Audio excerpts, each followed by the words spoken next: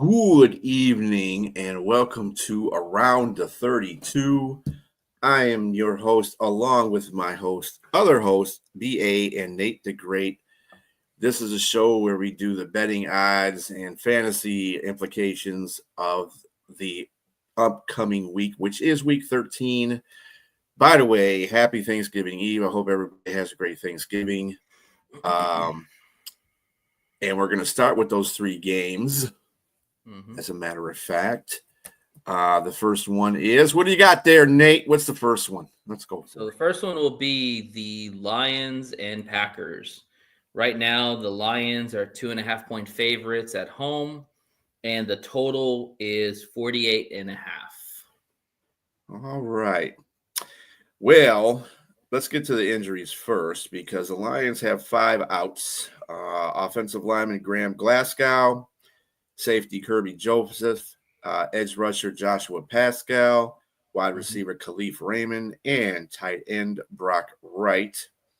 Packers have defensive tackle Carl Brooks, wide receiver Jaden Reed, defensive lineman Luca Vaness, and wide receiver Savion Williams. Like, nobody knows that guy anyway. He wears that big old thing on his head. That's all. Yeah, well, Dobbs does too. But Dobbs is more famous for it. Dobbs is Packers are 13th in total offense to the Lions 4. Packers are 13th again in scoring offense to the Lions 2. Packers are 4th in total defense. The Lions are 10th. Packers are 5th in scoring defense, and the Lions are 12th in that category. So, yeah, 2.5, that's about right. Field goal could go either way. This is going to be a closely contested game because of the injuries on both sides. Josh Jacobs is coming back, but he'll probably be limited, I would suggest. He's got no injury designation, but yeah, I mean, depending on how, I mean, they do like Wilson a lot, so they might they might spill a lot of Wilson too. And just remember too that Elgin Jenkins is out for the year as their center.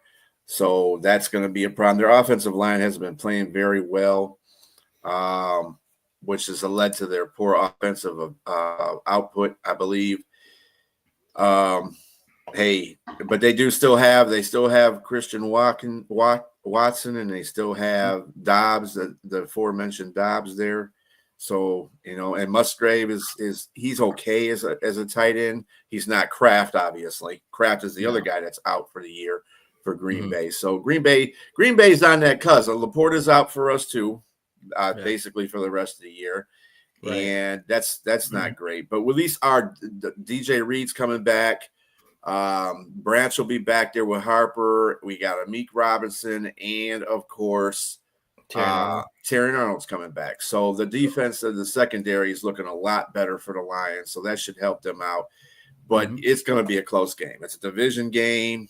This is for the marbles, actually. Whoever wins this game will be in first place, basically, because I just don't see Chicago beating Philly. But that's another day. That's another story. But, yeah, it's going to be a close game.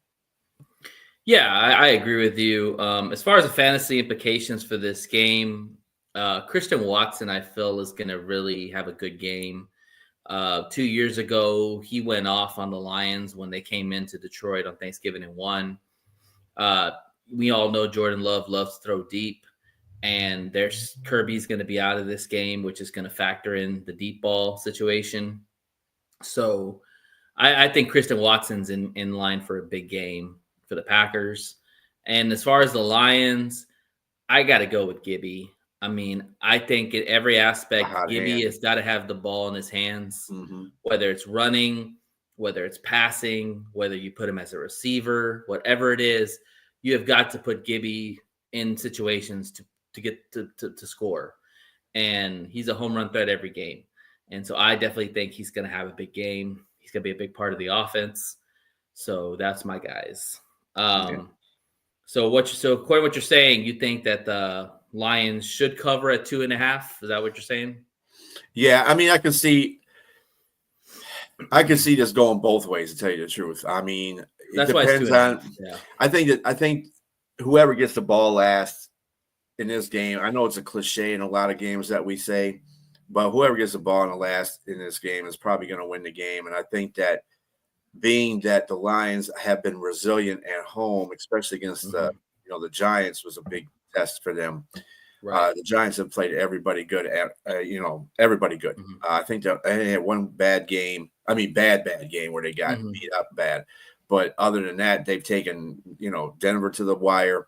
And that's what I'm saying. And the Lions found a way to win that game. So just like the Green Bay Packers did when they played them.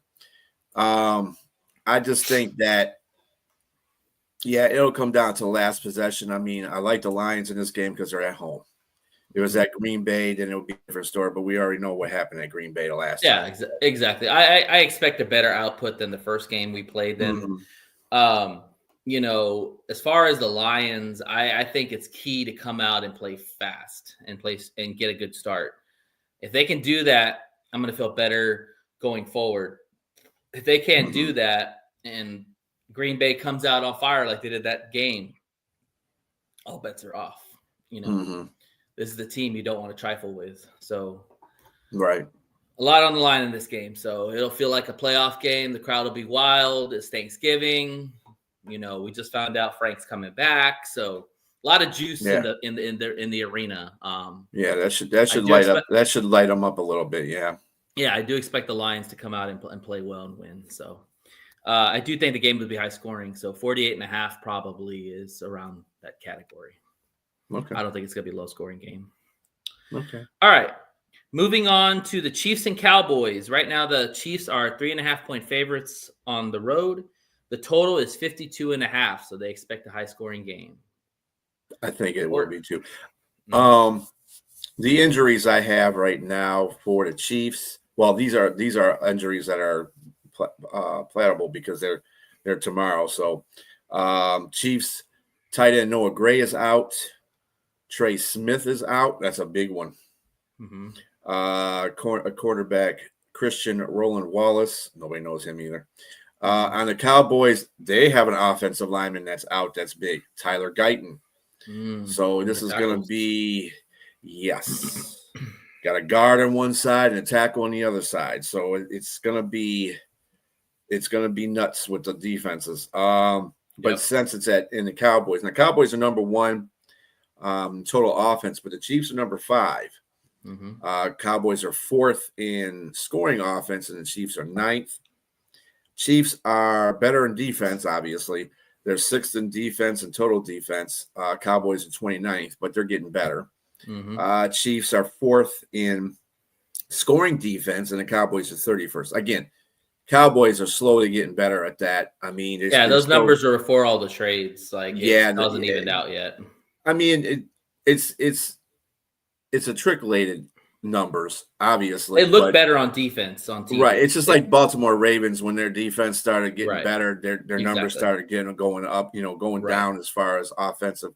So their averages are going back up. So the Cowboys are doing the same thing. They're not the worst defense in the league anymore. That would go to Cincinnati. But anyway, So what are the Cowboys favorite? Or Chiefs favored by? 3.5. 3.5. And what's the overall? 52.5. Yeah, with the Cowboys offense, I think that's a safe bet. I don't like the Cowboys. I don't like that half point. I do kind of like the Cowboys in this game, though. So okay, I think they're gonna keep their streak going. Who are the fantasy guys you got in this? So for the Chiefs, I said I never take quarterbacks. Well, surprise, surprise. I'm going Patrick Mahomes. I think Patrick Mahomes against that defense really lights it up. I think that's why the total's so high. I could see him at least having about 4 touchdowns, maybe about 50 yards rushing. I think he really, comes out and puts a show on for Thanksgiving. And then for the Cowboys, I probably would go CeeDee Lamb. I think CeeDee Lamb's had some ho-hum games. I mean, he's had 7 drops this year. You know, we talk about Amon-Ra St. Brown's drops, but CeeDee Lamb's had more than Amon-Ra has. And I think this is a good matchup with McDuffie because they're not going to build the double team CeeDee Lamb because you got George Pickens on the other side and he's playing well. So I think CeeDee Lamb's going to get the ball early and often from Dak. And so I think he's going to have a good game. So I would start him. Yeah. I like that. I like that a little bit because you also got to worry about Ferguson too. Ferguson's at the tight end, so yeah, true. And he needs to he does need to get his stuff together. CeeDee Lamb, he's got to atone for what he did the first time. Well, the time that he played, well, he did atone for that, but when they played the Eagles the first time, that game should have been won by Dallas. That game, but he dropped 2 crucial passes. So yeah. And it's going to be on TV, so you got to expect that he's going to come out and play well. So we get to see old crinkly-ass Jerry Jones again. So I don't like that half point. If I'm looking at a bet here, I'm probably taking the points of the Cowboys because if this game is won, it's probably won by a field goal. And I like those points with the Cowboys over the Chiefs because I don't think it's going to be more than a field goal win. You know, this game could come down to the wire. So, and they have both good kickers. And I do think it's going to be a high-scoring game. So I would probably it definitely go over for sure. Okay. All right. Moving on, we have Cincinnati and the Ravens. The Ravens are 7-point favorites at home. The total is 51.5. Okay. Bengals. Players that are out are running back Taj Brooks, defensive end Trey Hendrickson for the 80th time, and wide receiver T. Higgins. Notes: Chase is back off his suspension, and has Burrow been activated? Joe Burrow is playing in this game, so he is back. He's back. He's back. Joey B is back. Okay. Ravens, the only guy that they have out for this game is defensive tackle Traven Bryan, and he's probably a second-tier defensive tackle for them. So the Ravens are relatively healthy, yeah. So I mean, Lamar's dealing with a little bit of an ankle issue, but or I think it's like a toe or ankle, something like that. He's dealing with, but he had didn't have to practice. Well, he kind of sat out Monday, and he had full practice yesterday and today, so he should be good to go. Okay. This is an intriguing game. Bengals are 23rd in total offense to the Ravens 21. Bengals are 18th in scoring offense to the Ravens 10th. And the Bengals are, of course, as I said, terrible on defense. 32 in both total and scoring defense, where the Ravens are 24th in total defense and 19th in scoring defense. So they picked up. And Ravens are at home. And the Ravens what are the Ravens ahead by? 7 points is a 7 points. Yeah, I think that's, you know what, with Burrow coming in here, though, I think that is going to be too much because Burrow is going to light it up. I think he's going to light it up. I don't think he's going to be the Burrow in the earlier season when he was killing everybody, but I think he's going to be the Burrow just coming off an injury. So he'll be fair Burrow. He'll be fair Burrow. He's not going to be all the way Burrow. Yeah, I think it's going to be a kind of wait and see approach. Obviously, you know, he's going to be anxious to get back on the field, and he's going to be having a pissed off Chase, you know, after the suspension. So, suspension. That's what I call it. Right. The Haktua gate. Yeah. So, I mean, kind of alluding into the fantasy, I'm going Jamar Chase. I think Jamar Chase goes off for this game. Hell, he could have over 200 yards, maybe 12 catches, couple of touchdowns. Like, I think he's torched the Ravens before. Like, and now he's pissed off and he knows that he cost his team a win possibly. I think he comes out with hell on fire. And so Jamar Chase is going to go considering he's going to be the main target anyway. Not that he isn't anyway. He's wide receiver. Well, yeah. Well, the lost Higgins definitely, For Yeah, sure, but so we know that that's Joey's guy. So yeah. regardless of whoever else is out there, he's going to find Jamar Chase. I mean, hell, he was getting all those targets when Flacco was out there, so they Yep. know who to get the ball to. Mhm. As far as the Ravens, to me, I think that if you're talking about keeping Joey Burrow off the field, it's going to have to come down to Henry.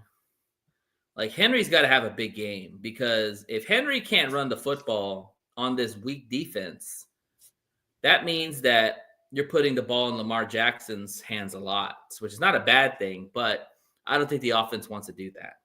So I think they have to give a huge dosage of Derrick Henry. I think that he's going to be a guy that should be a good start, probably over 100 yards, maybe about 20 carries, maybe a couple of touchdowns. I think this is a big Derrick Henry game. You got a weak defense, and you've got a Derrick Henry who hasn't really played that well this year. This could be a breakout game for him this season. So I'm going Derrick Henry on that. Okay. All right. Derrick Henry and Jamar Chase. Yeah. All right. Bears versus Eagles. The Eagles are 7-point favorites at home, and the total is 44.5. All right. Now, these are all going to be DNPs. Usually 2 DNPs in a row usually get you an out anyway. The Bears are, they are hurting. Linebacker TJ Edwards is a DNP. Linebacker Ruben Hypolite is a DNP. Guard Luke Newman is a DNP. Defensive end Dominique Robinson is a DNP. Linebacker Noah Sewell, Panay's brother, is a DNP. And cornerback Tyreek Stevenson is a DNP. So that's going to cut. I don't know that now Jalen and Gordon are both in their 21-day window. I don't know if they're going to be able to play in that game. Yet. So we'll see. We'll see what happens. And the Eagles side is wide receiver Xavier Gibson, DNP. Lane Johnson going to be out anyway. They said he's going to be out. Safety Andrew Mukuba, he's going to be out, and wide receiver Devontae Smith may be out in this game. He's got 2 days of DNP. He's been ailing. That's it, And even if he plays, he's not going to be even near probably 50%. Right. So it's going to be the Dotson Brown show, basically. And Brown's happy to hear that because that means he's going to get more targets because he's going to have to get the ball. Yeah. Goddard's going to probably be pretty good. You said Eagles are up by 7. What was the total points? The total was 44.5. 44.5. Kind of low. Yeah, that's low. But then the Eagles' offense isn't that great. Yeah. Bears' defense isn't that great. It could be higher than that. I don't know. If you look at the quarterback, Philadelphia is pissed right now. They lost to. They did what they did, losing to Dallas. It'd be one thing if you lost by a field goal in a highly contested game, but it's like they only played one half, and then that's what happened. So they're probably going to be pissed off. Chicago is riding a little bit high. I'm not sure this is a game that they need to be having under their belt because this is going to show you what Chicago is. I do believe, right? Because the Eagles should take it to the Bears. I think it'll be a higher scoring game, but not particularly that high. I think it'd be like maybe 28 to 24 or something like that. That's high scoring for. I think 7 points is way too much for this game. Yeah, I mean the Eagles aren't beating teams like they should. They've struggled offensively, and the Bears have taken the ball away. And we've seen Jalen Hurts. That offense struggles a lot, and I think the Bears defense can do enough to put pressure on him and take away their receivers. So I'm not either impressed with either one of the quarterback plays. I think Caleb has played okay at times. Jalen Hurts has played okay. I think that's why the total's kind of low. I think I would take the Bears in the points just because I think it's disrespectful to say that the Eagles are 7 points better than the Bears.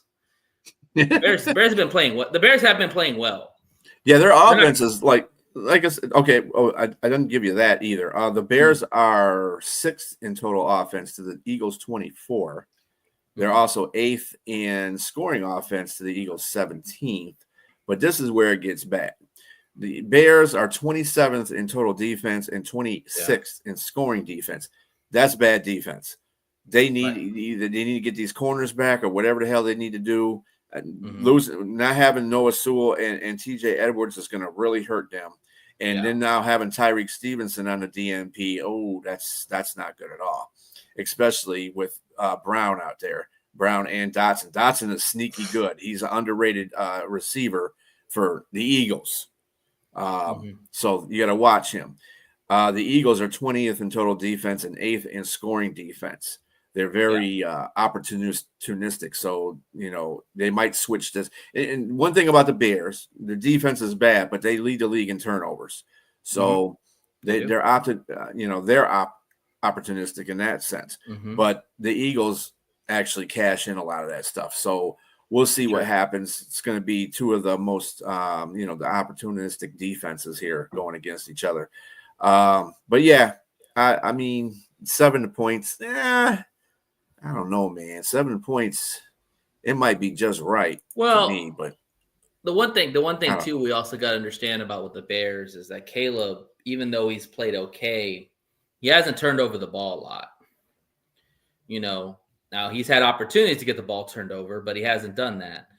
Eagles are opportunistic when it comes to defense, so it's going to be interesting, And on top of that, the Bears do. I think you ought to be. I think you should go with Nate. Don't take the over. Yeah, I would go under. Because it could go either way. But then also too, the thing about with the Bears is that they're one of the top rushing teams too, and the Eagles are one of the top defenses in stopping the run. You saw what they did to Detroit. So if they take away the run and you put the ball in Caleb's hands, it's gonna be tough. Yeah, I mean, it's in Philadelphia too. Yeah, that's a tough place to play. But Chicago's used to playing outdoors anyway because they have an outdoor stadium themselves, so it kind of evens the playing field up at least in that opportunity. I just think that Philadelphia, while to me they're not the greatest team at their record, they are better than Chicago at their record. And so that's why I would take that. And I wouldn't take the over on the Eagles, Elizabeth. I think this comes down to, honestly, a lot of field goals. I can see a situation where this is like a 6-3 or 9-6 game most of the time. Maybe one scores a touchdown or something like that. But these two teams ain't just going to come out and put a bunch of points up. That's not their game. So, all right. What you got for for fantasy? For the Bears, I am going with. It's a tough matchup for the Bears. I'll go Caleb Williams. I think that Caleb, quarterback. Look at you. Yeah, I think Caleb, if he does anything, it's going to be with his feet, not necessarily with his arm. I think that if he escapes the pocket, he's going to be able to run and get some big yardage, maybe a touchdown run. So I would probably take Caleb. I don't like a lot of the matchups for the Bears. I don't like their receivers versus their cornerbacks, the Eagles cornerbacks. I don't like the running back versus the Eagles defense. Not even the tight ends versus their linebackers. So, yeah, I'd probably take Caleb Williams with his feet in that game. And then as far as the Eagles, you mentioned Goddard early. I think that's a safe play. I think Goddard has definitely become a big target for Jalen. And without Edwards and Sewell out, I think that Goddard eats crazy in this game. You're looking at possibly 10 targets, over 100 yards, maybe a couple of touchdowns. He probably will be the number one target for Jalen Hurts. Well, flipping that whole linebacker thing around, do you think that maybe that Saquon might even have a good game because those linebackers are really pretty good run stoppers too? I don't know what's going on with Saquon. He's had some favorable matchups against some defenses, and he has struggled. And I think that it's a combination of the way defenses are playing Saquon and they're not respecting Hurts' passing game. But also, too, Saquon ran really well last year. And I just think that, when you have a running back that runs a lot the year before, you get tired legs the next year. Mm-hmm. And I think that he's struggling with that a little bit. I think this is more of a game where Jalen Hurts is going to make the intermediate passes. That's why I think that Goddard makes a lot more sense.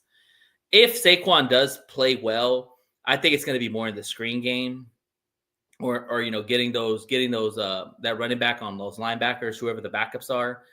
That's where he could really eat. As far as running, I mean, he might be good for a big run, but I don't know, man. It's really crazy how Saquon's just kind of like declined really quick. Maybe it's a Super Bowl hangover. I don't know. I mean, he's could be the getting up play there in calling age. too. Yeah. The offensive coordinator is not very good in the first place, so that might be part of it as well. I'm not saying it can't. It's not all him. It's probably Saquon as well. I don't know. Mm-hmm. Yeah, it's a Madden thing. And when running backs get up to the age 30s, that's when they start declining. Mm-hmm. And they worked him out last year. Like he was the workhorse. He was the bell. He was he was the bell cow. And they got what they wanted. They got their ring. He got his money. Mm-hmm. Everybody's happy. Now you got the effects of last year or this year. Like he didn't have a lot of recovery time, and defenses are keying in on him. It's been a very disappointing year for Saquon. There's no doubt about it. But there's still more football. Maybe he gets it going. We'll see what happens. All right. Niners versus Browns. The Niners are 4.5-point favorites on the road. Total is 36.5.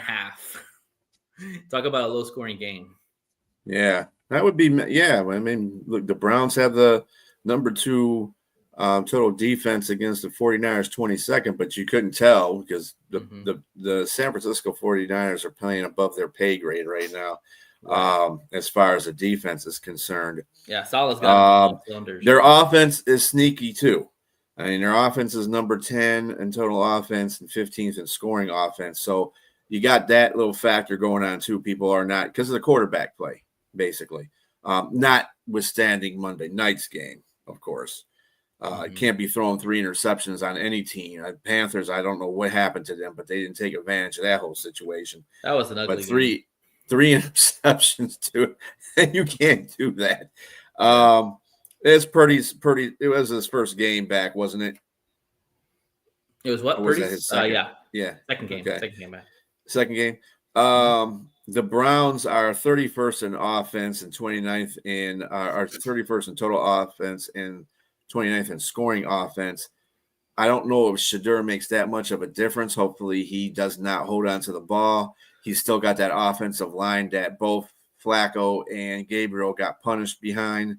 So I think the thing about Shedeur, in his case, to make a case for him, he is more athletic than either one of those guys, and he can get away from that. The part is, don't hold on to the ball or take stupid sacks. And that's something that Shedeur has shown over the course when he's played. So, if he can limit that stuff, and, both the bookends for the 49ers are out for the year. Mm-hmm. So that'll help them out a little bit without too much pass rush. Like, again, the Browns are second in total defense and 13 in scoring defense. 49ers are 22nd in total defense and 11 in scoring defense. Of course, we all know about Myles Garrett. Right. Myles Garrett is a beast. He's on pace to break the Michael Strahan sack record and shatter it. Yeah. And he already broke the Browns sack record total. Yeah. For the year. Yeah, that dude is the real deal. He's showing that, I don't care who TJ Watt is, because that's usually his competition this time of the year. And it's not this year for sure. But in saying that, now just let the people out there know that it's Wednesday and these are Sunday games. So a lot of the injury reports aren't stable. This is the first injury report for regular season. And a lot of these times, usually on Wednesdays, is rest days for a lot of athletes, even though they're they might get a DNP on a report, but it might be because of rest. So just to let you know, I don't have a complete breakdown of injuries on these games. I believe everybody from the 49ers Of course, we had the Ayuk thing. Ayuk might get his contract bought out, and he might be sent on his happy way. Other than that, I think everybody is pretty much healthy. I didn't see anybody that was out or have a reason to be out for either side, actually. So we'll see what's going on. But yeah, I think those guys are pretty much healthy. What is who's got the advantage in this game? You mean fantasy wise? Well, no. What was the Or just over? in general? Oh, yeah. So I think 4.5 is a lot for the Niners. We saw Brock Purdy play on Monday night. Did not look very good. He's going to play a better defense, and you mentioned Myles Garrett. So he's going to be under a lot of duress. I actually like the Browns in this game, like I was saying. I think that Shador does enough to win this game, and basically just means like making short passes, not turning over the ball, handing the ball to Quinton Judkins, maybe using Fannin and Njoku a lot in this game. And I just think that they're going to bring a lot of pressure on Brock Purdy, and I can see Purdy struggling in this game. So, if I'm making a bet, I take the Browns and the points. I think that's an easy play. I don't like the Niners to cover it all. I don't think they're going to win. So even if I did like the Niners, I still wouldn't like them at the 4.5. And the total is 36.5. That's probably about right. That's probably right. Yeah, you got that right. It could really go under, to be honest. This could be another field goal game. Yeah. Right. Could be a 7-3 game. You never know. Yeah, exactly. So as far as the fantasy implications, 49ers, I like George Kittle because if Purdy's going to get any kind of time to throw the ball, he better check down to Kittle all game. And Kittle, he's a beast. You get him in the slot, you get him in the middle. He can run down the field, score a touchdown. So I definitely like a big dose of George Kittle in this game. And then as far as the Browns, I'm actually going Quinton Judkins. I think that they're going to try to involve Judkins early and often in this game because if they can find a way to run the football consistently or get him in the flat, get him in screenplays, that's going to help Shador out so much because Shador needs a running game. You do not want Shador drop backing and throwing the ball 40 times. You need to have a running game, and I think Quinton Judkins will be the guy to provide that. So, good stuff. All right. Cardinals and Bucks. The Buccaneers are 2.5-point favorites at home. The total is 43.5. All right. The Cardinals are 15th in total offense. The Buccaneers are 20th. Cardinals are 18th in scoring offense. The Buccaneers are 14th. Cardinals are 19th in total defense, and the Bucks are 21. Cards are 24th in scoring defense, and the Buccaneers are 25th. Pretty much an even board for both sides. Yeah. I think that scoring was it 2.5, you said, for the Bucks? I think that's spot on, tell you the truth. What's the overall? The total is 43.5. 43.5. Yeah, I could see that. Maybe a little bit. I think it'd be a little bit over. I think the Cardinals are with Brissett playing. The Cardinals are a little bit different team. They're still not winning like they're supposed to be winning, but they're a lot better off than they were with Kyle. They're competitive. Call of Duty Murray back there. But I think that this is going to be a pretty tight contested game, to tell you the truth, between them two. That's 2.5 is going to be pretty spot on. Definitely. This probably. I think the reason why they did 2.5 is probably a field goal. They think this game's probably won by a field goal. Talk to us about the injury report because I think a lot of people want to know what's the situation with. The only thing that I see, the only thing that I can tell you is that Godwin will be playing, so that's going to help the Bucks. There was some talk about now. The only thing that might be a concern is Baker Mayfield. That AC he had the injury, and Teddy Bridgewater may start maybe it's questionable. Game time decision. It sounds like it's going to be. I don't see doubtful yet.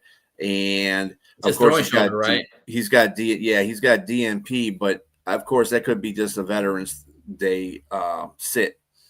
The Cardinals I'd on the sit other Baker side. on this game, but that's me.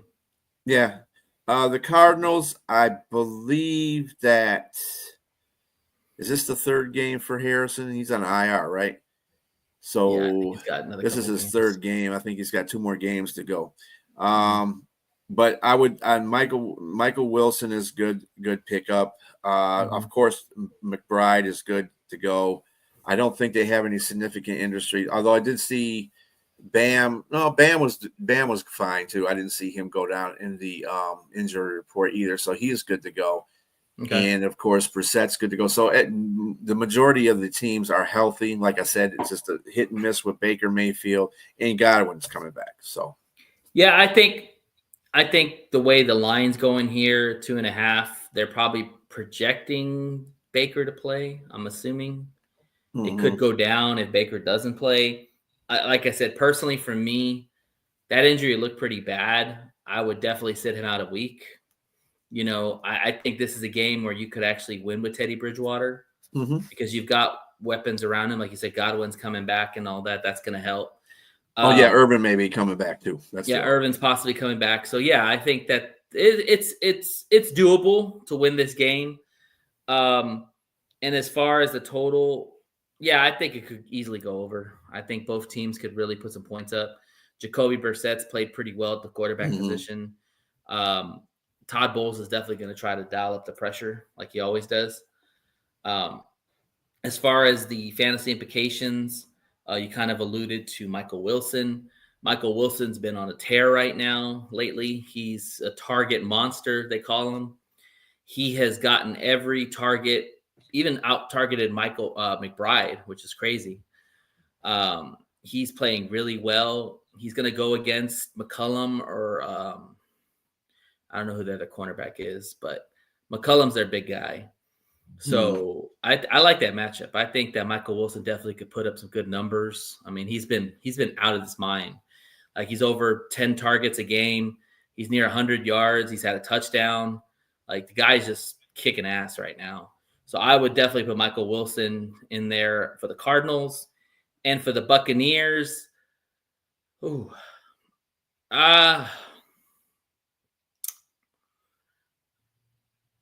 depending on if Bucky Irving plays, I'm going with Sean Tucker.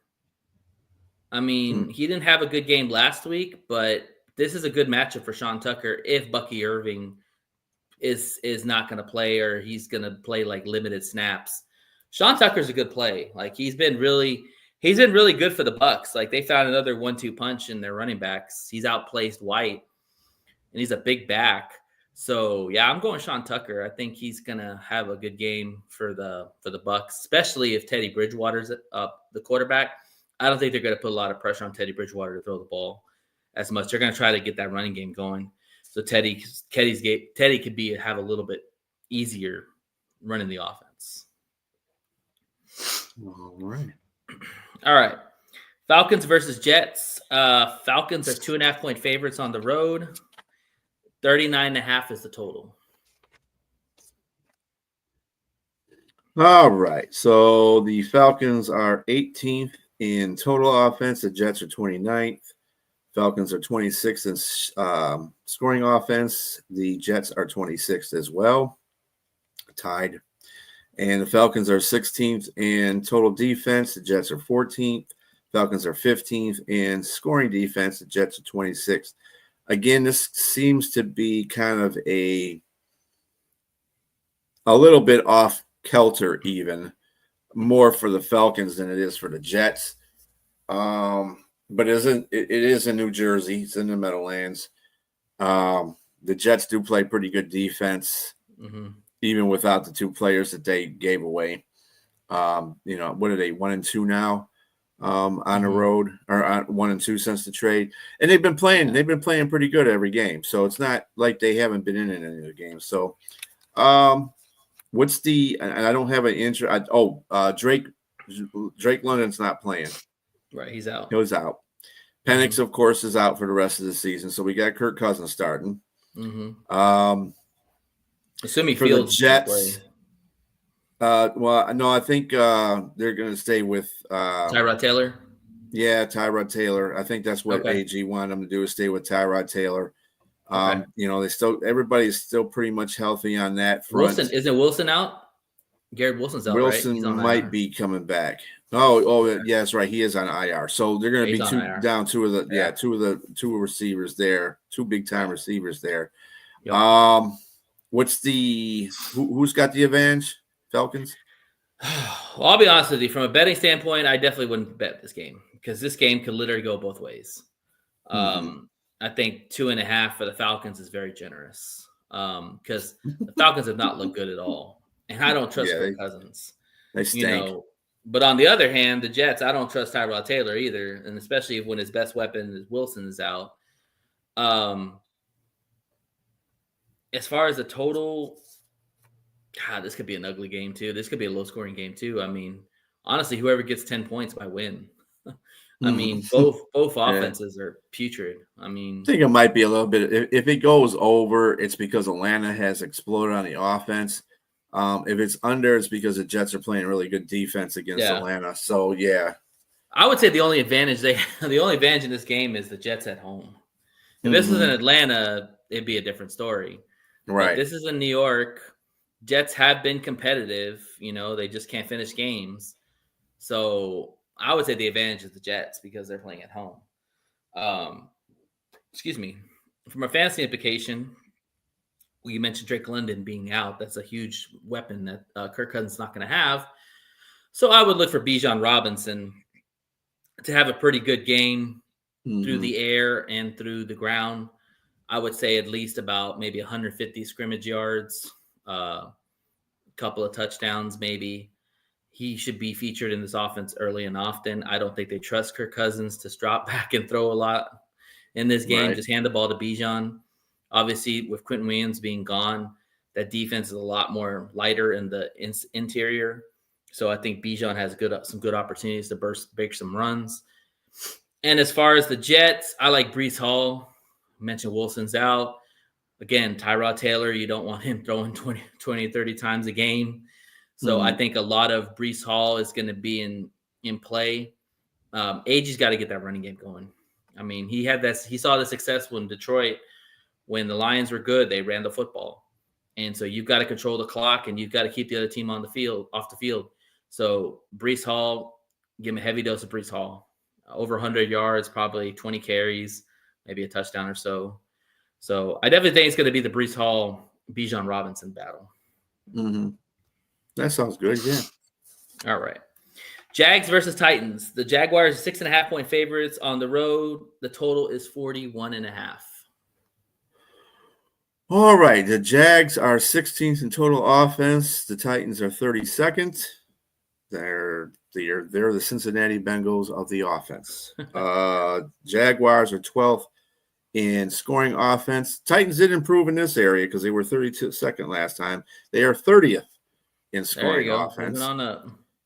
Jaguars are 17th in total defense. Titans are just miserable at 26th. Jaguars are 16th in scoring defense, and the Titans are 29th. It is in Tennessee, and sometimes they do play well in Tennessee, depending on whatever way the wind is blowing. But Jaguars, and this is a division game. On top of it, Jaguars have just about everybody playing, except of course for wide receiver from LSU. That dude is out, and Thomas, Brian Thomas. And then, but they still have, they got Myers from the Raiders. So he's been playing pretty well. And then you got, of course, and then Hunter's out for the Jaguars too. He's out for the rest of the year. And Etienne has been playing pretty good. He's been doing better because I think most of the offense is running through the running game right now. So he's been doing a pretty good job. As far as the Titans are concerned, like everybody's kind of injured on that. I think Justin Simmons is playing.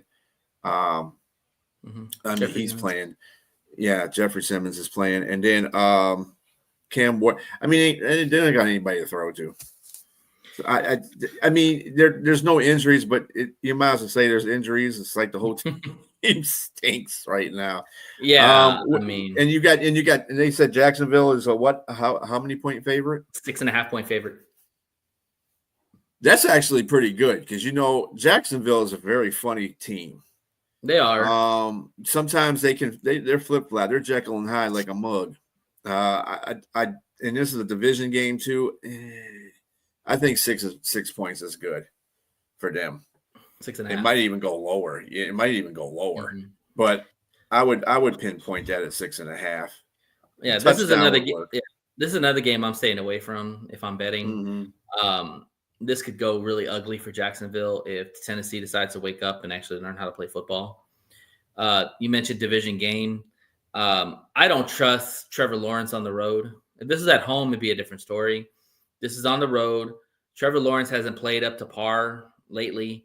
And to be honest with you, I think they're definitely going to try to take away ETN because you mentioned ETN's been playing well, and they're going to put the ball in Trevor Lawrence's hands. They beat us.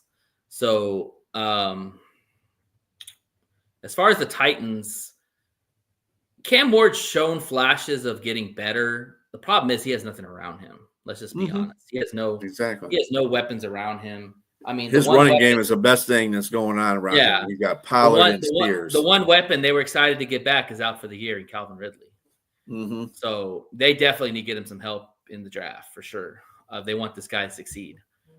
As far as fantasy implications for the Jags, I probably would go Trevor Lawrence in this game because I think he's going to have to do something with his arm. And I just don't trust ETN against. I think they're going to bottle up ETN. And so I think Trevor Lawrence, throws a couple of touchdowns, hopefully not a lot of picks. I don't expect a lot of high numbers from him, but I think he'll probably be the driving force of the offense because they're dealing with injuries themselves. Like Brandon Thomas is out. They still got Ingram. No, they don't have Ingram. I keep thinking they have Ingram still, but he's on Denver. Who's the other receiver they have outside of Brandon Thomas? I'm missing. Who? For who? You mean for Jaguars? Jaguars. The guy they got from Jacoby Myers. They got Jacoby Myers. Right. And then they got who's the other receiver they got? Hunter's out. They got our dude.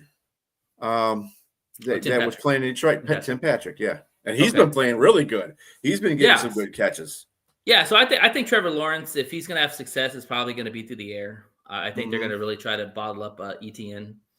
And as far as the Titans, man.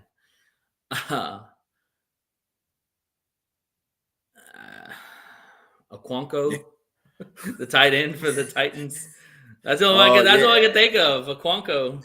Yeah, I mean they're basically the running back. I'm not starting any Titan players. Let's just put it that way. I'm not starting any Titan players. I'm doing fantasy. But if you're in a pinch, and usually tight ends are the ones that people don't have a strong tight end because there's so many. They're so good. They're so handful of really good tight ends from a fantasy standpoint every week. Okonkwo might be a guy who might get you a touchdown. I would definitely probably go with him if I'm starting any Titans. And again, only start him if you're in a pinch. If you're not in a pinch, stay the hell away from all the Titan players because, as you mentioned, that offense is terrible. So, all right. Rams versus Panthers. The Rams are 10-point favorites on the road. The total is 44.5. Okay. The Rams are just awesome right now. They're 9th in total offense to the Panthers 22. They're 6th in scoring offense to the Panthers 28th. Rams are 9th in total defense and Panthers are 18th. Get this. The Rams are number 1 in scoring defense to the Panthers 14th. Number 1 in scoring defense. Damn good. Yeah, they're in the top 10. They're within the top 10 of everything, right? In the top 9, actually. Yeah. I know it's at Carolina. The Panthers, don't know about Joey Horn yet because he got injured in that game, didn't come back. We're still waiting on whether he's going to be fine or not. I think he has a concussion. I thought he had a concussion. That's the reason why he didn't come back. For the Rams side, I don't think there was any significant injuries on their side in that game that they played against the Bucks. But the Panthers, I think Panthers had a couple cornerback injuries. In fact, I think they were losing their secondary as much as they were losing the game, period, in that game. So we got to wait to see about a couple of the secondary guys. Let's see. Bryce Young is still there. Let's see. Yep, all the running backs are still good. Wide receivers are still good. So, I mean, let me tell you something. I like the Panthers at home, but the Rams are they're just too much right now. They're like sitting way up here. I mean, you're playing at the top of their game right now. And I just don't see the Panthers stopping that train. I just don't. Yeah, I don't like the 10 points. I think the 10 points is a lot on the road for the Rams. This at home, it's a different story. I think the Panthers do come out and fight because the one thing the Panthers can do and they need to do is run the football on the Rams defense to stop the pass rushers and keep Stafford on the sidelines. So I definitely think I would definitely take the points with the Panthers. But it could get ugly too. Like if Stafford comes out and does Stafford could get things, Buffalo Bills ugly when they play them. Pretty much, yeah. So I would take the points with the Panthers. I don't think that the Rams are going to beat the Panthers by more than 10. I think this game could actually be a little tight. So I'm kind of opposite of that. I think the Rams are going to kill them. Tell you the truth. No, it could go either way, right? It could be it could be within the margins, or it could be a blowout. I'm thinking that I'm looking at the two different teams. I mean, they played Tampa. Granted, they played Tampa Bay at home, but Willard's really at home for LA. You know what I'm saying? They don't really have. What's the rush defense? What's the rush defense ranking for the Rams? Hold on a minute. Because that's where the game's going to be determined, is the rush defense versus their rush game. I think they have a pretty good defense all the way around. Let's see. Passing rushing defense. Rams are 13th. Okay, so the Panthers are 19th in rush defense. So it's not that much disparaging, but what's the rushing offense for the Panthers? Rushing offense? It's got to be top 10. Because Rico Dabo has been going off for a while. Yeah, that don't mean anything. Let's see, Panthers are 10th. Okay, so top 10. I was right. So yeah, that's where the game's going to be won right there. Top 10 rush offense versus a top 15 or 13 rush defense. So if the Panthers are able to run the football consistently, they'll keep the game close. If they're not able to run the ball at all, then it could be a blowout and get ugly. Last two times that Panthers have played, they haven't been able to run the ball effectively.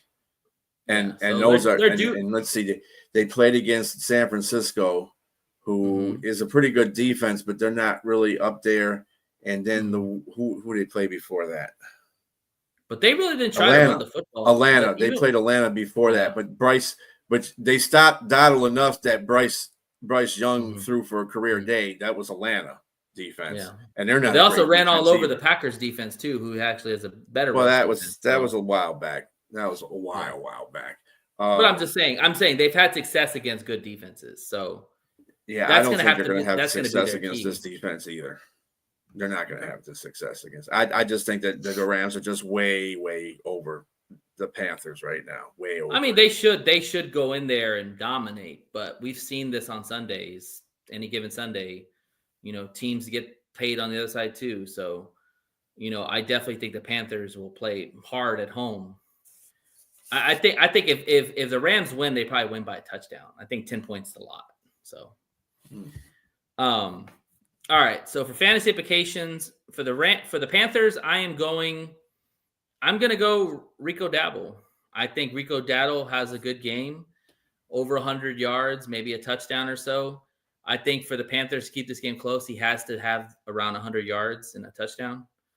Um, and then for the Rams, I'm going Devontae Adams. The guy catches all touchdowns. Like it's crazy. Like anybody who's a Puka Nakua fantasy holder is pissed off at Devontae Adams Right. because Puka gets all the yards, but then when they But get to the red zone, gifts. it's all Right. Devontae Adams. Like, which is fine. I love Devontae Adams. No, he doesn't get the over on the Rams. I do, but he don't. Yeah, I don't think so. I think it's gonna be around that. I think you're asking for a lot because you got to think about it too.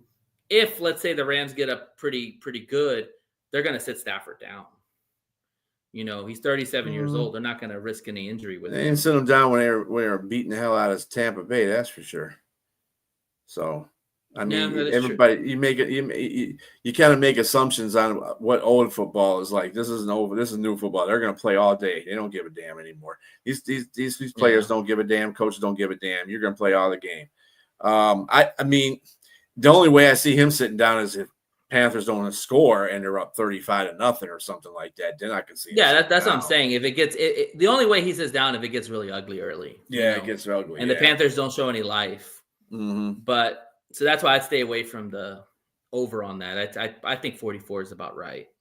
So yeah. So I'll take Devontae Adams with the Rams. I think he gets another touchdown, maybe 2. And Dowdle with the Panthers. Gotcha. And Dowdle with the Panthers. Yeah. All right. Okay. Saints and Dolphins. The Dolphins are 5.5-point favorites at home. The total is 42.5. All right. This game seems to be kind of even. The Saints are 26 in total offense. The Dolphins are 25th. Saints are 31st in scoring offense. The Dolphins are 24th. Saints are 12th in total defense, and the Dolphins are 25th. And the Saints are 22nd in scoring defense, where the Dolphins are 21st. What is the line on that, by the way? For the Dolphins, 5.5.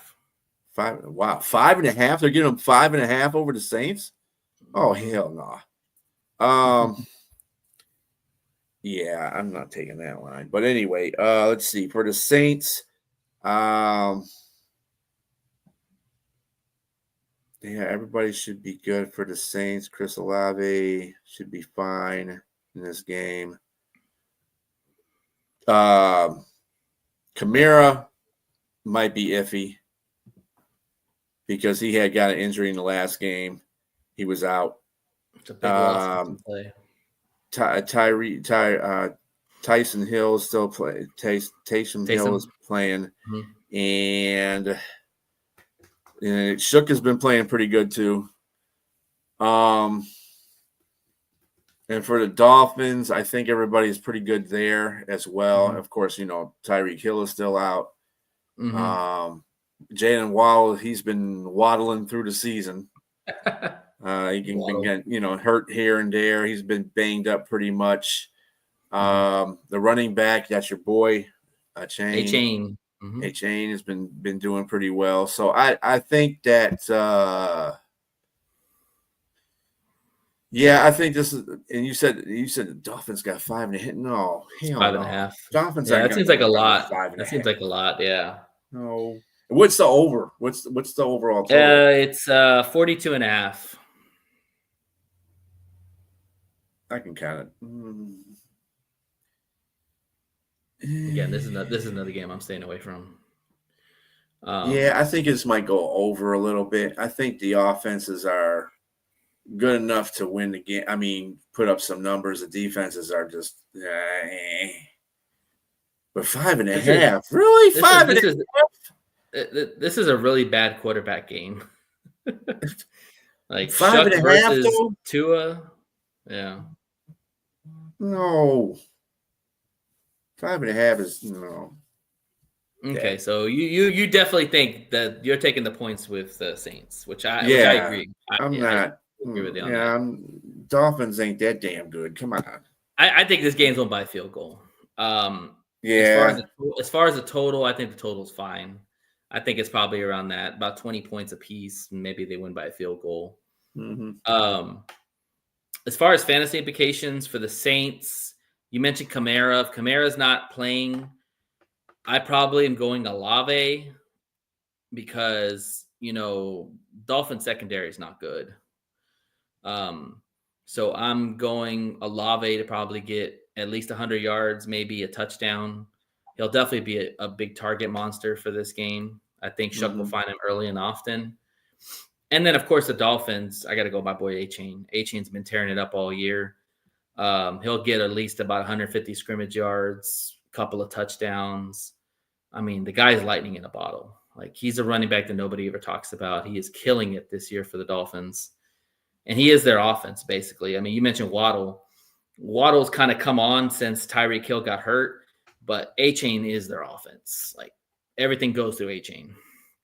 So, yeah, I'm going A-Chain for the Dolphins. All right. Moving on, Texans and Colts.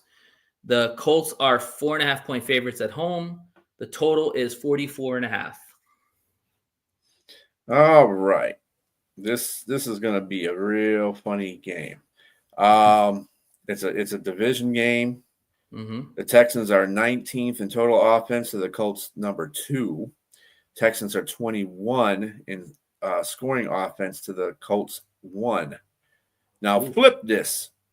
Texans are number 1 in total defense to the Colts 22. Mm-hmm. And the Texans are number 2 in scoring defense to the Colts number 9. Mm-hmm. So you kind of flipped it a little bit on both sides. The Texans probably will not be with C.J. Stroud. He's still struggling with that concussion protocol. If you're still listening, Liz, give me a sign on that one, because I heard today that there's a possibility that Stroud and Petrie might play Sunday. Mm-hmm. Yeah, Petrie. So that line, if Stroud plays, that line's probably going to drop to at least about 3.5, maybe even 3. So then you're talking about more of a field goal game. So tune in on that. Yeah, and on the side of the Colts, I believe everybody is pretty much healthy. Mm-hmm. They have, let's see, Ty Warren is good. Their receivers are good on the defensive side. Sauce is still good. Moore is still there. Yeah, they're pretty much good right now. Mm-hmm. I don't see. DNPs for rest and stuff like that. Other than that, yeah, he was at. Oh, so he was at practice. Okay, that's good. Yeah, that's what I want to see. Yeah, okay. So he's at practice. So that pretty much assures he's probably going to play. Yeah, he's going to clear. Yeah. So what's the line right now? You got 4.5. 4.5. But if he's playing, it's gonna probably drop to about 3. Let's say 3.5 to 3. Stroud is at least worth 1.5 points. I think that the Texans defense has everything it needs to beat the Colts right now. I just think that with Pittsburgh, they had to play like Houston basically when they played the Colts the last time, and they showed you that if you stop Taylor, you're going to put it in the hands of, Daniel Jones. Now, Daniel Jones is a good quarterback. He's a manager. Yeah. You put him in a situation where he has to win a game or the game is on his shoulders, he's not going to be able to do that. So I really believe that Houston, I'm taking Houston in the points, because I don't see Colts winning that game. I think the Colts are on a downward buzz. Yeah, I think if you're making a play on this game, I'm definitely taking the points with the Texans because of the defense. I think this could be a very defensive kind of game because the Colts can put pressure, and they have their defense is solid. It's not Texan defense solid, but and they got Sauce they added to. He's going to play on Nico probably a lot of the game. So those young guys for the Texans are going to have to step up. Hutchins, Noel, Higgins, the Iowa State boys, basically. You know, And but Hutchinson's good. But the Colts still have one of the top offenses there. They can still put up points, and they don't do it with a lot of flashy players. I mean, Jonathan Taylor's probably their most flashiest player, but Warren's a dude, Pittman can play. So I think it's going to come down to which defense puts more pressure on their quarterback.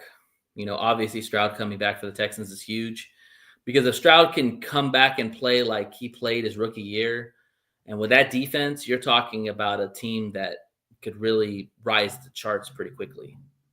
You know what I'm saying? Yeah, I think right now you're seeing two teams that are – well, Houston's been playing really solid. Mills is 3-0 as a starter for them. And C.J. Stroud coming in there might change the game a little bit. He's more athletic than Mills, obviously. But at the same time, I just think the defense is just going to set the tone. Remember, the Colts play Kansas City, and Kansas City has a good defense, but they're not the Texans' defense. And they managed to come back and win that game. Sure. Texans are going on a road to the Colts, granted. However, I still think they got the best. That defense is just outstanding. That's some of the best defensive play I've seen in a long time. But the Colts, let's also too. The Colts have one of the best O lines too. Like Quentin Nelson is not really. They have a decent offensive line, but obviously you got a good defense. You're going through that line because Pittsburgh showed you that, Kansas City showed you that, Denver showed you that, and the Texans are the best defense in the league right now. I just don't see it. I do not see it. I see them winning this game. I agree with you. A good defense does win out. This just depends on what they can. If Houston can run the ball effectively against them, because Indianapolis defense isn't that good. Their offense is decent, but their defense is not that good. So if they can run the ball against them, then that would be optimal for Houston. That way, it'll take some pressure off of CJ. He doesn't have to make too many throws coming back, and it'll keep him a little bit cleaner in the pocket. So, it's going to be a tough game either way because it's a division game. The Colts are in the first place in that division, and the Texans are up and coming. So, okay, so really quick, according to PFF, the Colts have the second best line in the NFL. So. Yeah, it's gonna be a eye test tells me otherwise. I get it, but it's gonna be. We did the Lions already. Yeah. So it's gonna be a strength on strength. D line versus their O line. Obviously, if they can protect Daniel Jones enough, they have a chance. If Daniel Jones is running for his life, then it favors the Texans. So it'll be interesting to see that battle. As far as fantasy implications for the Texans, I am going. I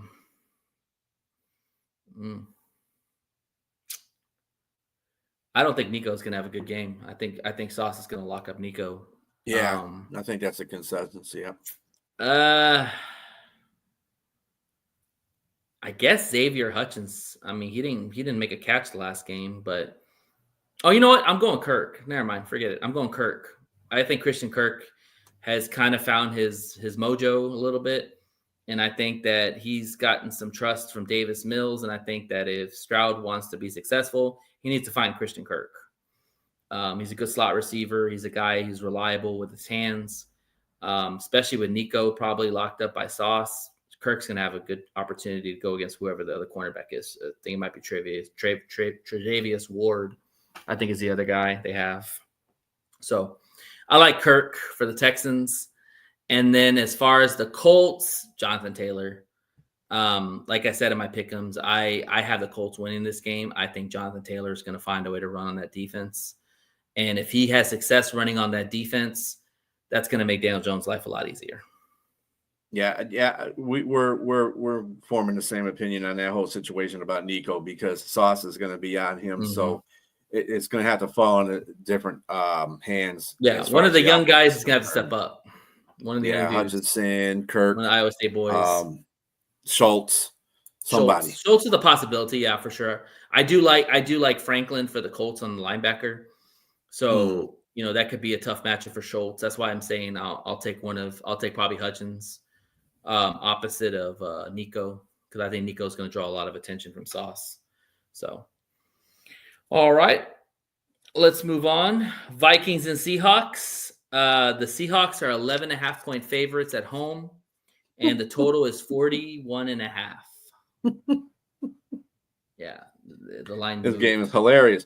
Vikings are 28th total offense. Seahawks are 7th. Vikings are 25th in scoring offense. Seahawks are 3rd. Vikings are 11th in total defense. Seahawks are 7th. Vikings are 18th in scoring defense, and the Seahawks are 7th. As far as injuries concerned, J.J. McCarthy will not play. Yep, it'll be Roseman will play. Yep, yeah, and he'll be playing. That's what JJ was questionable. I think he'll still play. It is on Sunday, so we don't have it's a longer time. But he was on the injury report, so we got to watch him. Addison is fine. Yeah, Hawkinson is fine. Both the running backs are fine for the Vikings. Their defense is relatively healthy. I think Grenard, what's his name? Grenard, whatever his name. Grenard. Yeah, he'll be playing. So they'll have full complement pretty much of their defense. Seahawks, Walker was downgraded to questionable, so keep an eye out on him. Darnold will be fine. Charbonnet, he'll be fine. Of course, JSN. One sec, boss. I'll be right back. All right. JSN's going to be fine. And let's see who else will be all right in that game. Oh, and they got Rashid Shaheed, so he should be fine. Rashid Shaheed, yeah, he'll be fine. And then of course you got your tight ends. I don't know if Bo's coming back. He should be coming back soon, but the Seahawks offense should be all right. Defensively, I think they are getting a couple of their corners back sooner than later. Looking at this right now for you guys. Let's see. Seattle. What do you got as far as injury report is concerned for the Seattle Seahawks? That's not what I want to see. Let's see. You all. And we got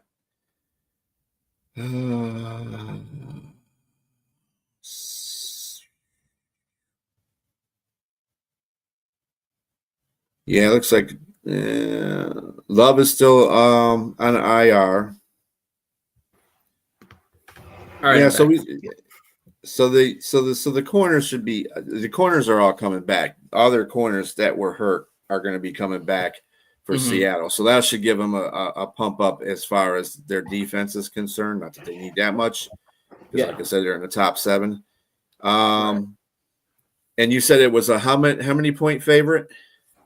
11.5. Yeah. Yeah, JSN is a dog. I got him in 2 of my leagues, and he's keeping my one fantasy league up, and the other one he's the best. He's the best receiver this year, hands down. Yeah, nobody's right playing now. better than him. Yeah, nobody's playing better than him right now. This game, I'll tell you, this game's gonna get ugly really quick. Yeah, I think so. It is too. Yeah, and it's in Seattle too. This could be like a 30-0 game by the first. Nothing is favoring Vikings in this whole matchup. Yeah. Nothing. No. And let's be honest, even if JJ McCarthy was playing, I still would think it's going to get ugly because JJ McCarthy has not showed anything. Right, exactly. I think Max will actually play pretty well. I like Roseman. I was a big fan of him in preseason. But yeah, against that defense, Mike McDonald's going to have him running for his life. And they can't really run the football consistently.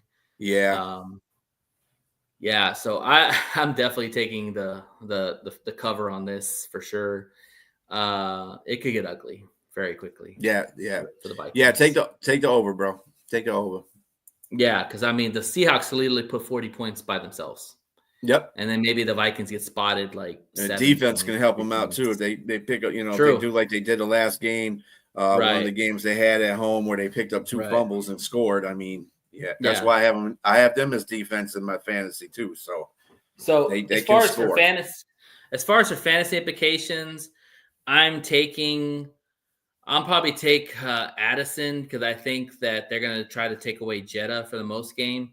And I think Addison's probably a safe play for this game because I think if he gets a touchdown, it's probably going to be Addison that gets it. And he has ability to make big plays. And then as far as the Seahawks, JSN. I mean, JSN could literally have 100 yards by the first half. Right. And Minnesota's got no secondary right now. Exactly. And also, too, Sam Darnold, this is a revenge game for Sam Darnold because Sam Darnold got thrown to the curve, and now he's like, okay, now you're going to see what you should have had in me. So, yeah, I expect him and JSN and Darnold to connect early and often in this game. So, yeah, give me JSN. All right. Bills and Steelers. The Bills are 3.5-point favorites. The total is 46.5. You got the Bills with the number 3 total offense to the Steelers 27th. Bills are 5th in scoring offense to the Steelers 11th. Bills are 13th in total defense, surprisingly enough, to the Steelers 28th. The Bills are 17th in scoring defense to the Steelers 20th.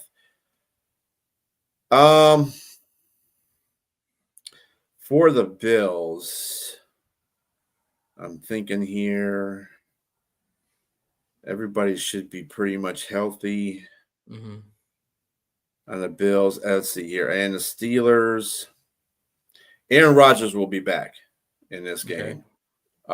He's coming back.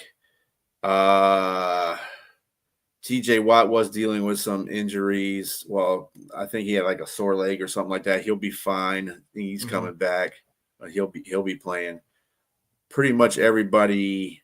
Oh, you know what? There's one guy that I wanted to see that was Hayward. I think Hayward was out last Cam game. Hayward? I don't know. Yeah. Oh, okay. I'll see if he's playing because he was out last game. He should be in this game because it was just a 1-game thing. I think it was. Yeah, he's going to be playing this game. Metcalf had a little ankle injury during the week 2, but he should be fine by that time. Highsmith also was another guy. Porter was another guy, but they're both questionable, so they'll both be playing. Other than that, everybody should be fine for them. And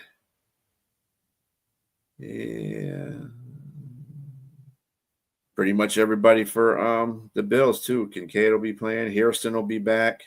Bernard, he went out with an injury last game, but he was out for the rest of that game. But he's back. He'll be playing in this game. So the relatively healthy lineups for both. They will be playing in Pittsburgh. I can't say Pittsburgh plays better in Pittsburgh because sometimes they do, and then sometimes they don't. Like the instance with the Colts, they played really well, but they've played bad before too. So I mean, I don't trust this defense as far as I could throw them. So the Bills are coming off a bad loss. Well, in their mind, it's a bad loss to Houston. So the Steelers.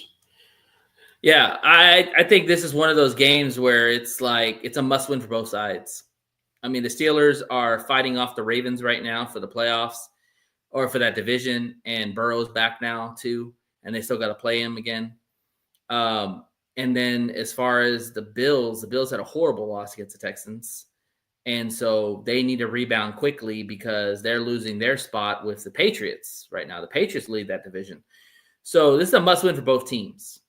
So I like the Buffalo Bills. I think the Buffalo Bills cover in this game. I think Josh Allen really comes out and plays well. They got Cooks now. They got the other Cook. I think Kincaid might be back. Is Kincaid on the injury report, or is he good to go? No, he's good to go. Okay, so Kincaid coming back is huge because Josh Allen loves Kincaid. So Kincaid coming back is going to be big.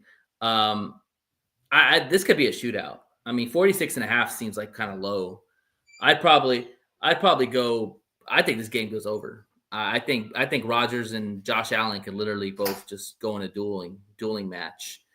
So as far as for fantasy implications, I am going Kincaid. I think getting Dalton back is going to be huge, and Josh Allen's going to look for him early and often.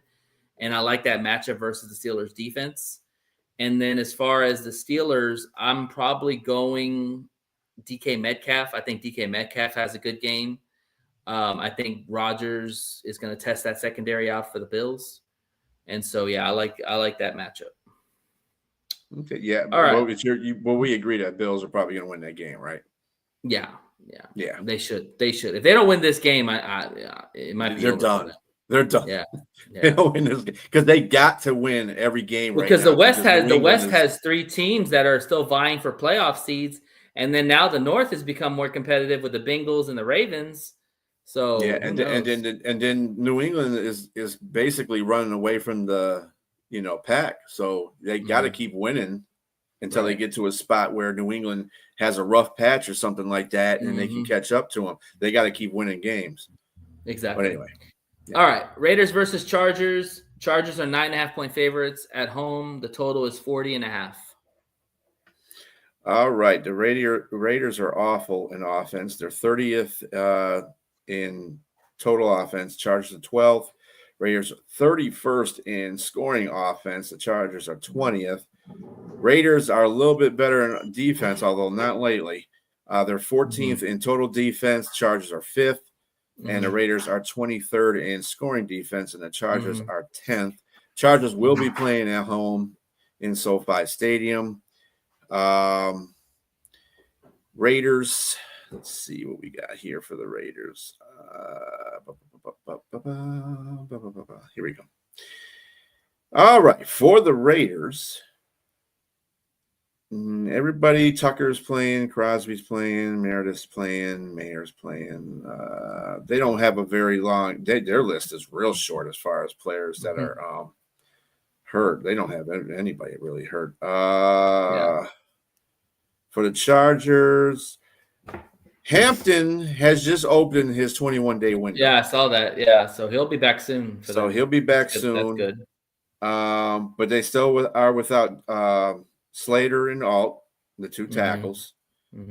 So that's going to hurt them a little bit. Other than that, they don't have a very big injury report, just that those 2 tackles are a very big part of that injury report. But they're good as well. They're playing in LA. The Raiders have been stinking it up lately. Division game. It's a division game. I don't care. I think that the Chargers. What's the line on this game? 9.5. Oh yeah, that's a lot. It is a lot because the Raiders. We had this against Denver, and the Raiders played, and they kept it real close with Denver. So Matt Max is going to go off. You know that. Yeah, he's going to go off in this game. I'm going to go the under. Okay. Yeah, I think I would definitely take the Raiders in the points division game. The Raiders have been somewhat competitive. They just can't finish games. Both teams are really struggling offensively. I mean, Herbert's just running for his life every game. He's one of the most hit quarterbacks and most pressure quarterbacks. I mean, when you lose both your tackles, that's what happens. Max Crosby's not going to have any sympathy for you. He's going to raise hell the whole game. So, yeah, I definitely would take the Raiders in the points, and I definitely think it could go under. I don't think it's going to go over. Like I said, both offenses are pretty bad. And the Raiders just fired Chip Kelly and replaced him with Greg Olson, former Lions assistant. So he is now the OC of the Raiders. So we'll see what happens there. As far as fantasy implications, I am taking Brock Bowers for the Raiders. I think if you're taking any Raider, it's probably going to be Brock Bowers. He's one of those tight ends that you got to set it and forget it kind of guy. You just set him up there and see what happens. And then as far as the Chargers, I'm probably going Ladd McConkey. I like Ladd. I think that put him in the slot. I think that, with Johnson and Keenan Allen taking a lot of the time, a lot of the space, Lad McConkey is going to eat the middle. And I think he could have over 100 yards, probably a touchdown. So, all right. Broncos and Commanders. Broncos are 5.5 point favorites at home. Total is 43.5. Broncos are 14th in total offense. Commanders are 17th. Broncos are 15th in scoring offense. The Commanders are 23rd. Broncos are 3rd in both total defense and scoring defense. The Commanders are like dead last in both 31st and 28th in total defense and scoring defense. For the Broncos game, right here, okay. I don't think there's any major injuries in this. Of course, you know that Dobbins is out for the rest of the season. Patrick Surtain. He's back. Should be back. There you go. Okay. And Atkins, the tight end, should be back. Yep. Ellis, linebacker, should be back as well. Again, Dobbins is out for the season. Well, they said he can come back. They had. I just saw a thing that said he may be back before the end of the season. So we'll see about that. For Washington, Luvu's playing. Daniels is questionable. Rodriguez is playing. Yeah, they don't know where they're going to go with Daniels yet. They're thinking about starting him. He might not play this week, but he probably will play next week. But he's listed as questionable. You know what we say about questionable players? You're questionable. You're playing. True. So it couldn't work that way. Mariota hasn't played. McLaren is also questionable. Yeah, McLaren may play as well. So they need Terry. It would make sense. It would make sense if Daniels came back, McLaren would come back. That should alleviate a lot of problems on the offense. Rodriguez, he's been banged up a little bit, but he'll be playing. I think that in this particular case, though, the Broncos have way too much tough defense. What's the over under on that one? It's 5.5. 5.5. Ooh, 5.5. Yeah, I would probably say that because you know why? The Broncos' offense doesn't play until the fourth quarter. Usually, for some reason, they just break out. Their defense is going to keep them in the game the whole game. So I'm not worried about the defense. It's just that offense. So that I would actually take the under in that one, to tell you the truth. Because I think 43.5. They're going to Washington and they're going to DC, and Commanders are probably if they get all their offensive stars back, it's going to be a little bit rough. I mean, Surtain might take out McLaren, but that's going to leave somebody else open. And their defensive back four is okay. Surtain makes that whole defense in the back. So, this is another one. They got a lot of sacks. Stay away from, a lot of sacks, and they got somebody's catching up to them. I think they're only like 4 or 5 from the second place guys, not like they were before. So. But they still 46 sacks is still a lot of sacks. And the Commanders' offensive line isn't the greatest. Right. I think 5.5 is a lot. Yeah, I think so too. I think that the Commanders put up a fight, and like I said, this probably is a field goal game. I just don't trust Bo Nix, man. Bo Nix has been hit or miss in games, and we've seen him do nothing for 3 quarters and then turn it on the fourth quarter. The Commanders, they play hard at times. I don't think that they're going to be outmatched by Denver by any means. I think I would take the Commanders in the points. Again, I would stay away from this game. And I probably agree with you. I think the under is definitely in factor because, again, I don't trust Bo Nix. And more likely it's going to be Mariota versus that Denver defense. Yeah, good luck with that one. As far as fantasy implications for Denver, I am taking Sutton. I think that if Bo Nix connects with anybody, it's probably going to be Sutton. He's kind of been quiet this year, but I think he's gonna find him for this game. I think he'll be a target monster. And then as far as the Commanders, I probably would take Rodriguez. You said he's supposed to play, right? Yeah, he's a big bruising back, and I think that no disrespect to Bill, but Rodriguez is kind of cut into Bill's carries.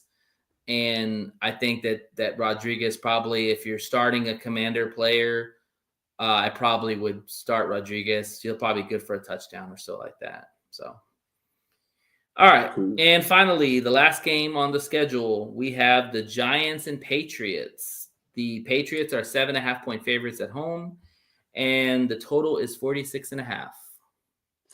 Giants are 11th in total offense to the Patriots 8. Giants are 22nd in scoring offense to the Patriots 7. Giants are 30th in total defense. Patriots are 8th. Giants are 30th in scoring defense, and the Patriots are 6th. Note, the Giants got rid of their defensive coordinator this week. They did. Yep. After the Lions game, obvious because they're 30th in defense. They've blown leads. Yeah, that's what leads to 30th in defense because their offense isn't too bad.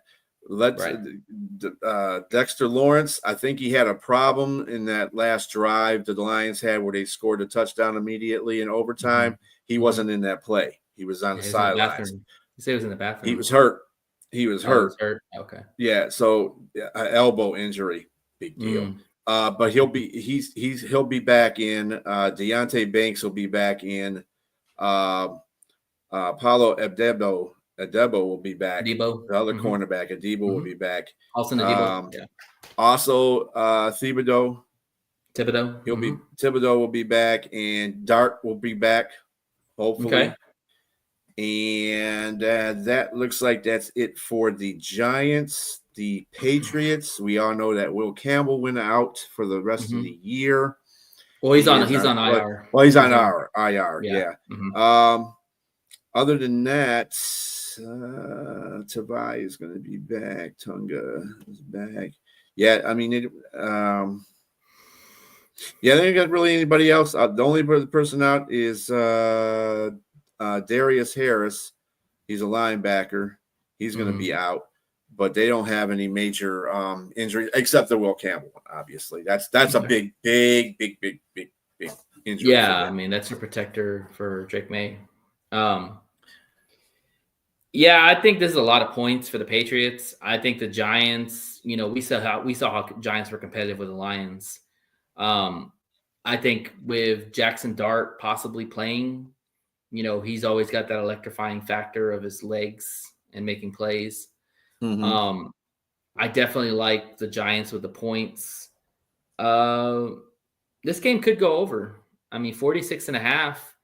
I think the Giants could put up the points. I really do. I mean, hell, they put up 27 against us, and the Patriots, Drake May can light it up himself. Getting Thibodeau back is definitely huge for the Giants because that puts another pass rusher along with Burns on Drake May.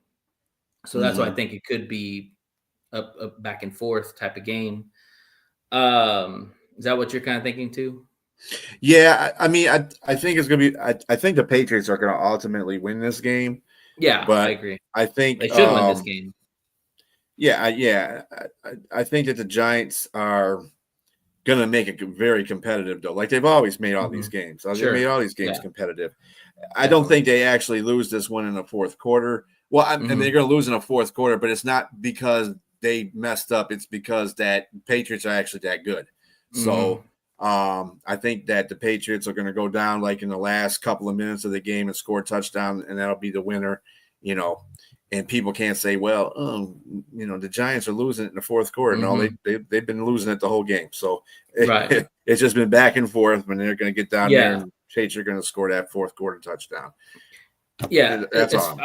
I kind of agree with you. Like, I think we both agree that it's going to be a close game. As far as fantasy implications, I'm going with Jackson Dart for the Giants because I think he is the offense. He's going to make plays with his legs and he's going to make plays with his arm. He's going to definitely electrify that offense and give some juice to it.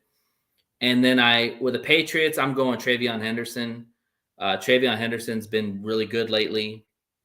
Kind of a little bit of a hiccup last week, but I think he gets back on track. He's just a speedster. He's a guy you want to get in space. He'll probably be good for about 100-something scrimmage yards. And a touchdown. So, Yeah, give me Travion Henderson for fantasy implications, and should be a good game. I'm actually haven't seen a lot of the Patriots play, so I'm always intrigued to watch them because I do like Drake May. Mm-hmm. This will be a good matchup because their D line, if Dexy's is good and they get Thibodeau back, Burns is always a solid. They could make Drake May's life a living hell in this game. So that's why I think we Well, both agree that's it's going to be and I close. like it. I like your fantasy pick with Travion Henderson because he's just as fast as Jameer Gibbs. And Oh, absolutely. that one thing about the Giants defense, they've been giving up a lot of runs in their middle. So they're a bad run defense. They're good pass defense, but they're not a very good run defense. And I think with his speed, he's about the same type of back that Jameer Gibbs is, although Jameer Gibbs might be a little bit bigger, maybe I would have to say, because I think Travion's a little smaller, but he's fast. That's and I think speed is going to kill you. Right, so and he hits one hole, it's gone. Right, and I think they have to run the football because with Will Campbell being out, they're going to put a lot of pressure with Burns and Thibodeau on May. So you're going to have to run screen plays. You're going to have to run between the tackles, kind of the same way Detroit did, because they to elude that pass rushing, you have to run the football, and that's what they were able to do. And I agree. If you get Travion Henderson in a gap, you ain't catching it. It's gone. So. Bye. Yeah, that's exactly. So, but speaking of that wraps up our Week 13 analysis for each of the games. I hope that you enjoy each and every one of them. Happy Thanksgiving to everybody and their families out there for tomorrow. Watch your 3 games that you got to watch, the traditional Thanksgiving games, especially Detroit and Dallas. That have been traditions for a long time. And then we have to throw in the third game, which is the Ravens and the Bengals. Right. So, and they're all going to be good. Great. They're all going to be good games. I mean, every single. This is the first time I've seen Thanksgiving with 3 games that were all good. Last year, the year before that, it was kind of Well, it's always a good game when the Lions play, but yes, correct. Well, yeah, when they win. But anyway, they won last year. Dallas was horrible last year, and they had a Thanksgiving game, and that showed the reason why they were horrible. But I think this year they're picking it up. Kansas City is kind of just fighting for their life right now, but they're going to Dallas. That's going to be a really good game. 2 good quarterbacks going against each other, Dak Prescott and Mahomes. Yeah, I agree. And then with Baltimore and Cincinnati, you got Burrow's back, Chase is back. Yeah. And the only thing missing is Higgins. Lamar's back. That defense is playing a lot better for the Ravens. Henry is struggling a little bit, but he's there. He definitely there. That Bigum is there. So that'll be a very good game because that's division. Cincinnati's still kind of in the thick of it. The Ravens are in first, so they're trying to keep a lot of good matchups. A lot of good matchups, especially this tomorrow and also for the week. Like the weekend, there's some good games. So this is where the good teams separate themselves from the really bad teams. So we'll see. So everybody enjoy football this weekend. Remember, it's Michigan and Ohio State going at each other this week. Your Aggies are going against Texas this weekend. Rivalry weekend in college football, so it's good times all around. Yep. Yes, sir. Everybody have a great rest of your evening. Again, happy Thanksgiving. Gig 'em.